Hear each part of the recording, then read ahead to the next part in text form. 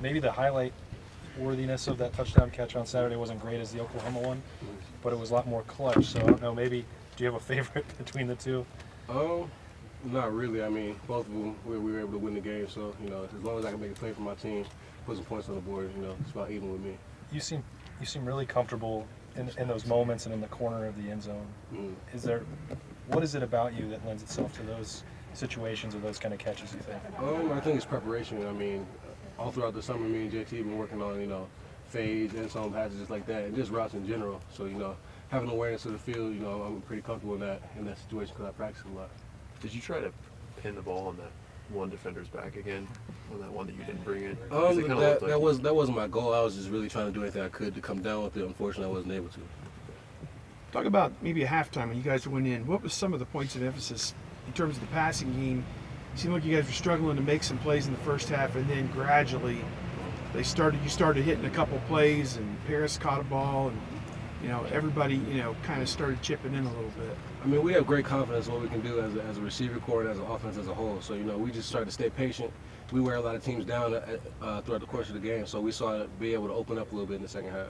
What's going to be the key maybe to getting that going early in the game? What can you do to start fast, I guess?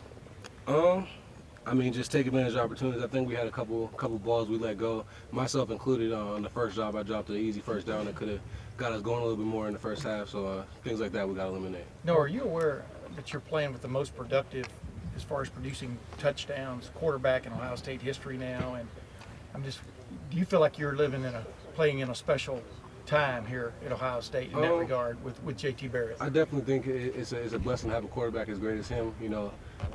As a wide receiver, it makes a lot of things more easy, and just the leader that he is as a player in general, offense and defense, it really keeps us focused, keeps us driven. So it's a blessing to be able to play with him. As a player specifically, just physically, what is it that he brings to the table that you think makes him different or allows him to succeed?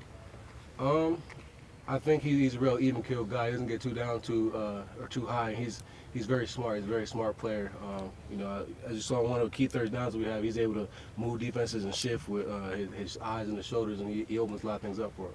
No, when you talk about back to those practicing the fades and everything with JT in the corner of the end zone, as a receiver, does every pass in those practice sessions need to be perfect, or are there times when you want it to be a more difficult catch just so you can practice on getting your feet down or making an adjustment? I mean, as a receiver, all I can ask for is a chance to make a play. So, if he can put it somewhere where he gives us an opportunity, that's all I can ask for, and that's all I expect really from him. And he expects that we make a play for him. So I think we've done a great job this year with that.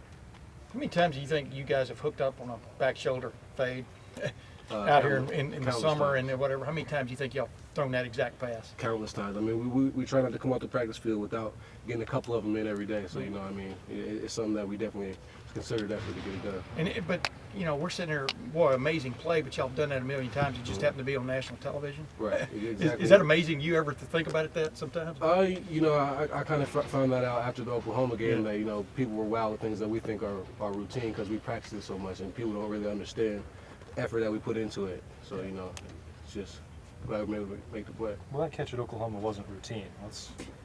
You're not doing that every day out here. No, we're not doing that every day, but we are practicing that play. It just happened that it went down that way.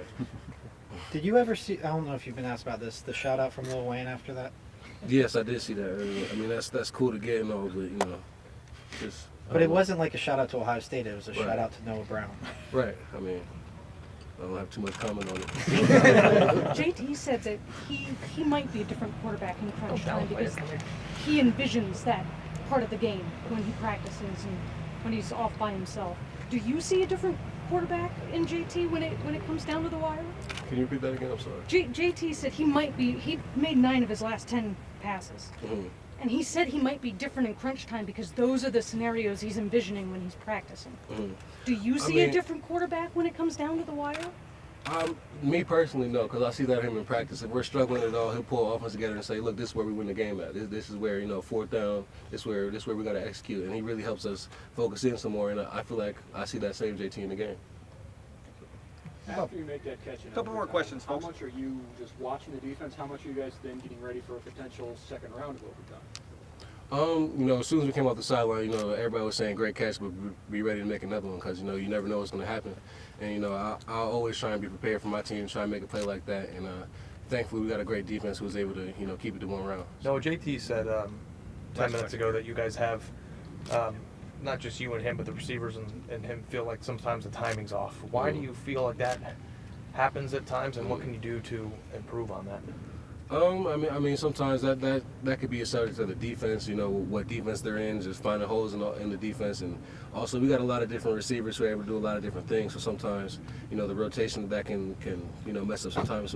But I feel like overall we're all right, and we'll be fine going on. Great, Noah. Thank you very much. Thanks.